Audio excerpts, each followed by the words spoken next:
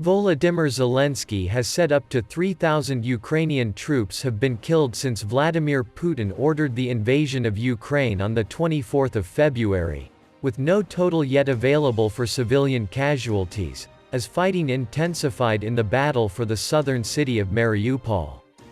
Ukraine's president said the military situation in the south and east was still very difficult, while praising the work of his armed forces. "The successes of our military on the battlefield are really significant, historically significant. But they are still not enough to clean our land of the occupiers," he said in a late-night video address, calling again for allies to send heavier weapons and for an international embargo on Russian oil. Zelenskyy, speaking to CNN, assessed that about 10,000 of his soldiers had been injured in the war so far, and that up to 20,000 Russian soldiers had died. Moscow said last month that 1,351 Russian soldiers had been killed and 3,825 wounded.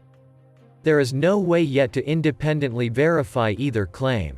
Ukrainian forces remain braced for Russian reprisals after the sinking of flagship cruiser the Moscow, the pride of Russia's Black Sea Fleet, which U.S. defense officials confirmed had sunk after a Ukrainian missile strike. The government in Kyiv said it had destroyed the giant missile cruiser during a combat operation in the Black Sea on Wednesday. The boat's ammunition deck exploded after it was hit by two Neptune anti-ship missiles, it added.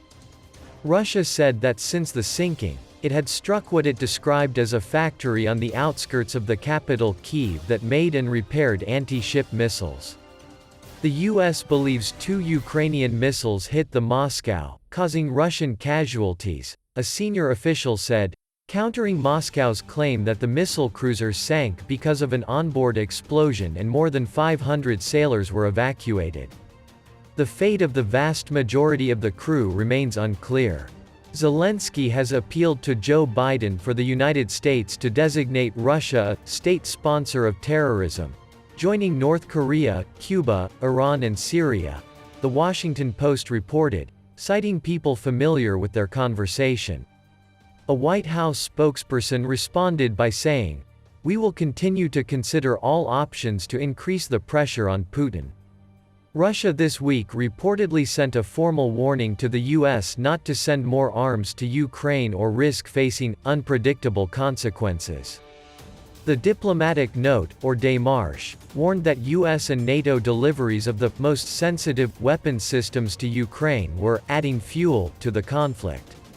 The U.S. is preparing to send the latest $800 million tranche of military aid to Ukraine, bringing to $2.6 billion the total since the start of the war. The Biden administration has also made clear that it was sending increasingly heavy and sophisticated equipment, including helicopters, aerial and marine drones, and long-range 155mm howitzers, while training Ukrainian soldiers in their use.